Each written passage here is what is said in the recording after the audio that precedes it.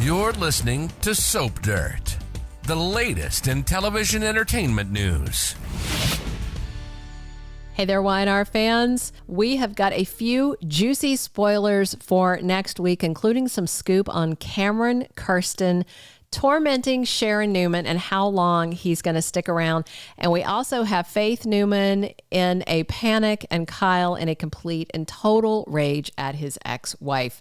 This is Belinda from Soap Dirt, and let's unpack these great spoilers for the week of August 5th through 9th, but please click subscribe if you're not following us already. So pretty much I think everybody was shocked to see Cameron Kirsten back on Young and the Restless, and no one more so than Sharon Newman. That creep that she stabbed a little over a year ago, Cameron, popped up in her living room this week while Sharon is in the middle of what's clearly a nervous breakdown.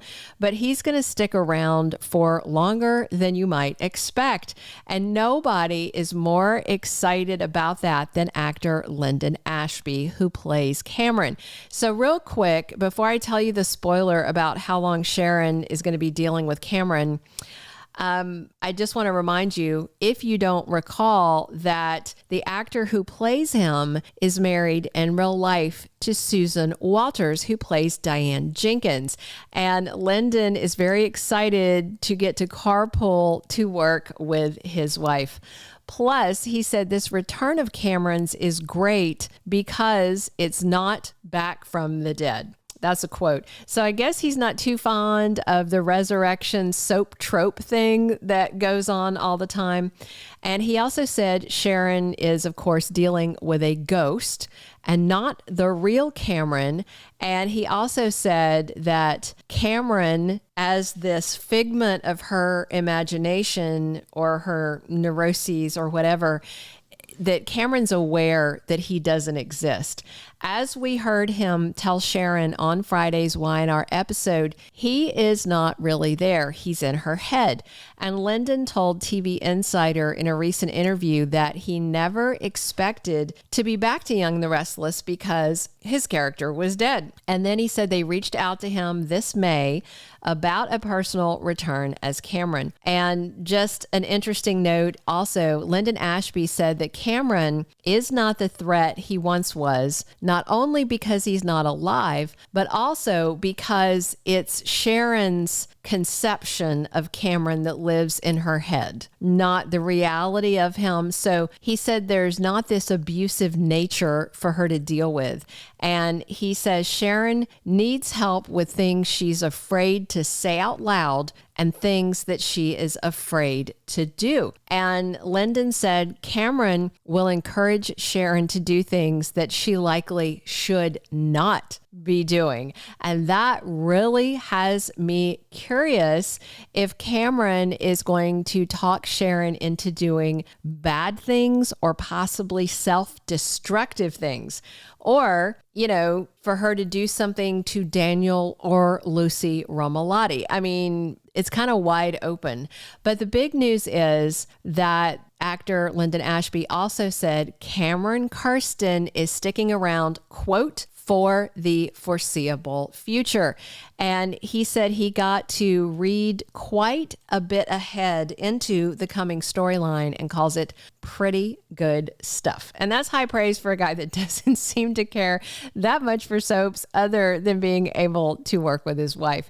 So the spoiler for Sharon for the week ahead is her asking this hallucination of the villain, "Why won't you leave me alone?" And Cameron tells her that he's there because Sharon wants him there. Interesting. So also for next week, we have some tense action between Faith Newman and Lucy Romalotti. Although Faith told Sharon she thinks she made a mistake with Lucy, that happens on Friday, she decides to show up to go to the concert with Lucy anyway.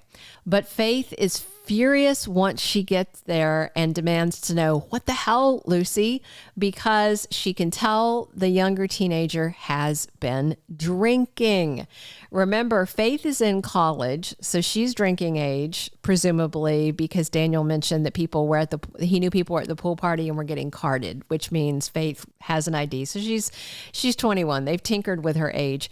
And Lucy is only 14. Seeing how angry that Faith is, Lucy asks, please don't be mad at me.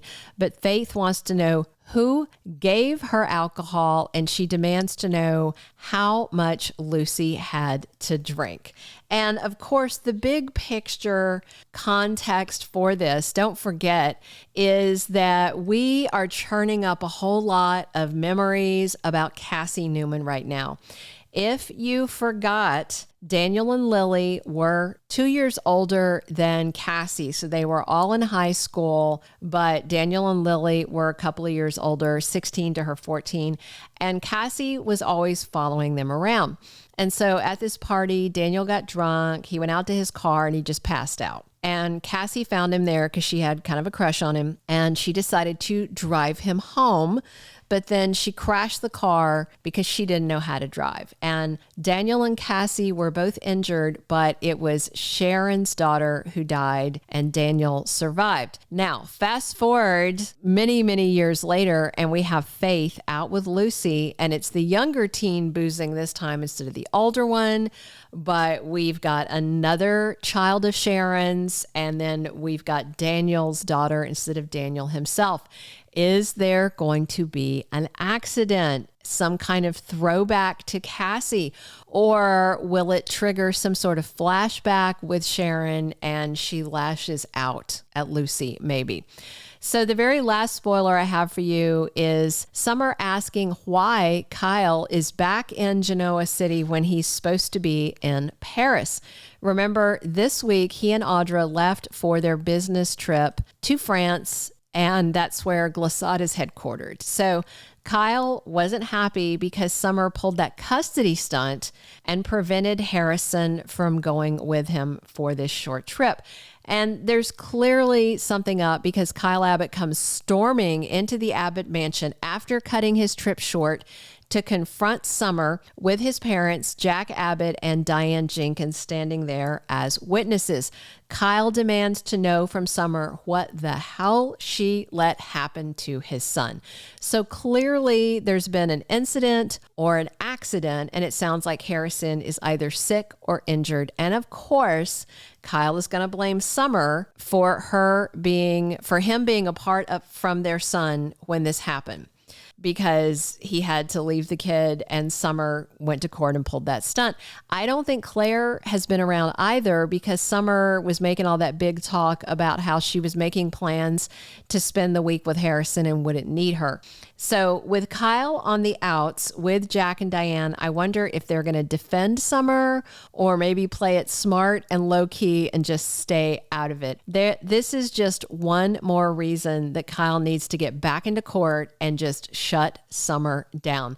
We'll see if whatever happened to Harrison is serious and whether it is grounds for Kyle to go back to court and argue that the judge really messed up by giving Summer any sort of temporary custody to take the boy away from Kyle, who is the biological father. We'll see, but watch for lots more of Cameron Kirsten, and I doubt Sharon is going to get away for that week at the spa in the desert to do yoga and meditate. With coming drama for Lucy and Faith, that could hit Sharon hard as well, and we'll see how it goes for Summer, who seems to be abusing the trust Kyle put in her when he let her be a mother to his son, never thinking for a moment she would try and snatch the kid away from him. That's all we have now. Check back tomorrow for your full weekly Y&R spoilers for August 5th through 9th. Be sure to subscribe if you're not following and drop your comments. Come back soon. It's Belinda from Soap Dirt talking Young and the Restless 7 days a week.